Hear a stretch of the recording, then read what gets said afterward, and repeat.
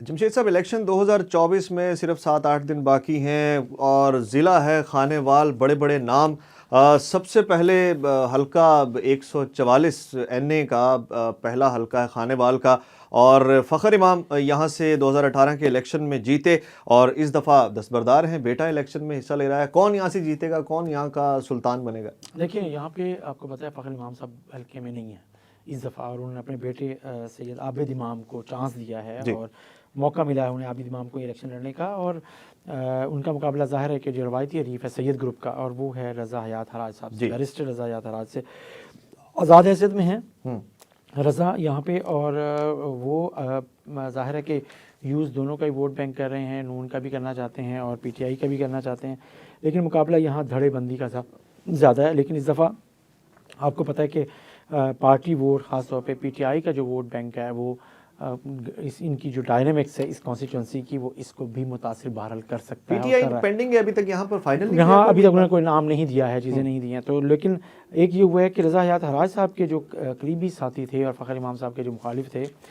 مختار حسین شاہ صاحب، وہ اس دفعہ انہیں چھوڑ کے نون لیگ کے کینڈیڈیٹ بن گئے ہیں۔ تو اس دفعہ ٹرائنگولر فائٹ ہے، اور اس ٹرائنگولر فائٹ میں ظاہر ہے کہ مختار شاہ صاحب بھی محنت کر رہے ہیں، عابد امام صاحب میدان میں ہیں، رضا حیات حراج صاحب الیکشن میں ہیں، تو یہاں پہ اس وقت کس کا دھڑا، خاص طور پہ جب ہم یہ بات کرتے ہیں نا کہ پی ٹی آئی کا ووٹ بینک کس کو اٹریکٹ کر سکتا ہے، کس طرف جا سکتا ہے، جو جوڑ توڑ میں یہاں وہ چیز اہم ہو گئی ہے۔ اور عابد امام صاحب کا کیونکہ یہ پہلا الیکشن ہے، لیکن انہیں وہی پرانے ونگز حاصل ہیں جو ڈاکٹر خاور علی شاہ اور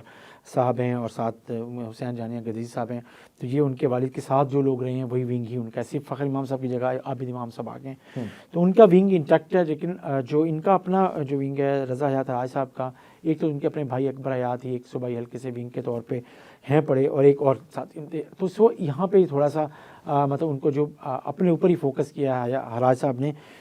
سو یہاں پر اب امپورٹنٹ ہو گیا ہے کہ پی ٹی آئی کا ووٹ بینک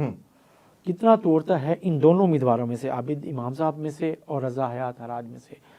وہ کامیاب ہوگا۔ دو صوبائی حلقے 205 بھی 206 بھی، peoples party P T I کے حمایت یافتہ امیدوار، نون لیگ کے امیدوار بھی آمنے سامنے ہیں۔ یہاں پر کیا صورتحال ہو سکتی ہے دونوں صوبائی حلقوں میں؟ دیکھیں، صوبائی حلقے میں پھر وہی بات اگر ہم یہ کرتے ہیں کہ اس میں ظاہر ہے میں آپ کو بات کر رہا ہوں کہ پی ٹی آئی کا عامر حیات حراج صاحب کی ہم بات کر رہے ہیں، وہ اس حلقے سے اکبر حیات حراج صاحب وہ امیدوار ہیں اس حلقے سے ان کے ساتھ، رضا حیات حراج صاحب کے ساتھ آزاد حیثیت میں۔ یہاں پی ٹی آئی کے جو سعید سرگانہ ہے نا، وہ بہت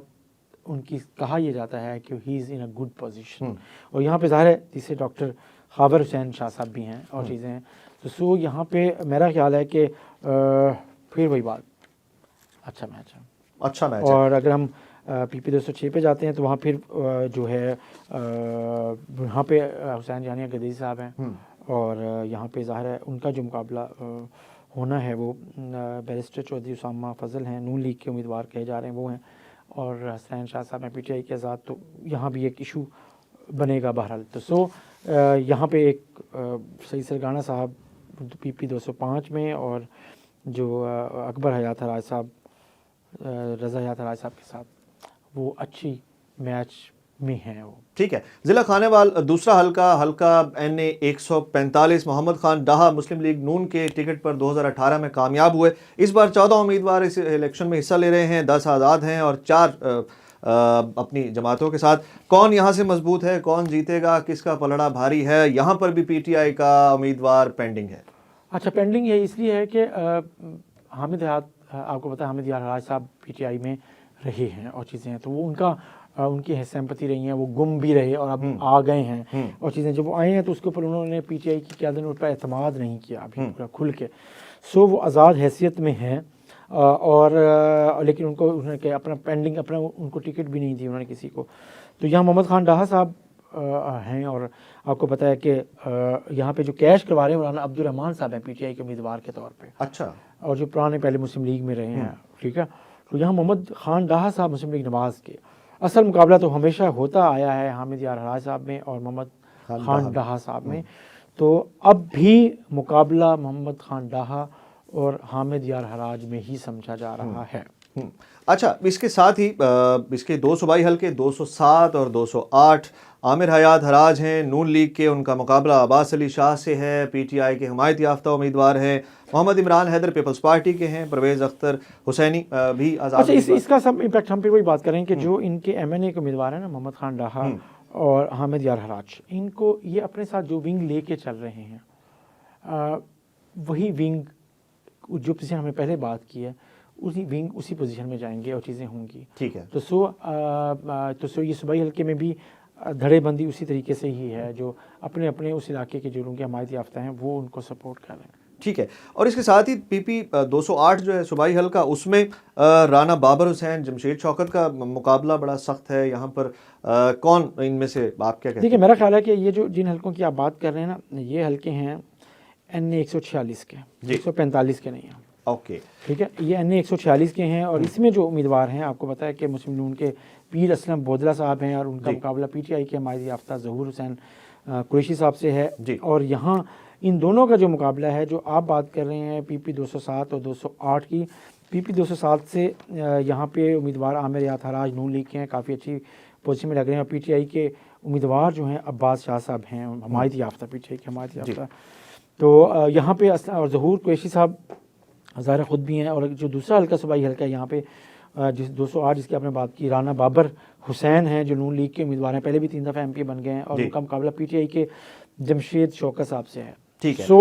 یہ جو ونگز ہیں، اسلم بودہ صاحب کا جو ظاہر ونگ ہے، عامر حیات حراج اور رانا بابر ہیں، یہ وہ ونگ ہیں جو پرانے ان کے حمایت یافتہ میں ان کا اسٹرانگ ان کو لے کے جاتا ہے۔ تو اسلم بودہ صاحب کو تو اس حلقے میں کہا یہ جاتا ہے کہ ان کی پوزیشن اچھی ہے۔ حلقہ 246 ہے جی، حلقہ این اے 146 اور خانیوال کا تیسرا حلقہ ہے، اس کے اوپر ہم بات کر رہے ہیں۔ یہاں سے ظہور حسین قریشی صاحب جو ہیں وہ پاکستان تحریک انصاف سے 2018 سے کامیاب ہوئے تھے، ہو چکے ہیں۔ اسی طرح روایتی جو قریشی فیملی ہے نا، اور وہاں پہ اسلم بودہ وغیرہ، لیکن دلچسپ بات یہ ہے کہ اس میں ہمارے یار ذکر تو کریں نا، ملتان کے اسکندر حیات بوسن صاحب آزاد حیثیت میں وہاں سے الیکشن میں حصہ لے رہے ہیں، یہاں سے دستبردار وہاں چلے گئے، وہاں ان کی زمینیں وہ پہلے بھی ایک دفعہ ایم پی وہاں سے بن چکے ہیں ایک دفعہ، پھر وہ ملتان کا انہوں نے کانسٹیٹوئنسی کا انتخاب کر لیا تھا، ایم پی بھی بنے، پھر ایم این اے بھی بنے، اب وہاں سے نیشنل اسمبلی سے بھی لڑ رہے ہیں، نیشنل اسمبلی سے بھی امیدوار ہیں، اور صوبائی اسمبلی 208 سے بھی امیدوار ہیں، اور زیادہ فوکس وہ صوبائی اسمبلی 208 پہ کر رہے ہیں۔ اچھا، لیکن ایم این اے کی سیٹ پہ بھی وہ اپنے کوئی نہ کوئی دھڑا اور اپنا ثابت کرنا چاہتے ہیں تاکہ آئندہ الیکشن میں ان کے کام آ سکے۔ تو اسکندر حیات بوسن صاحب وہاں جا کر وہ کریں، لیکن ظاہر ہے ان کی وہ پوزیشن ان تینوں امیدواروں کے مقابلے میں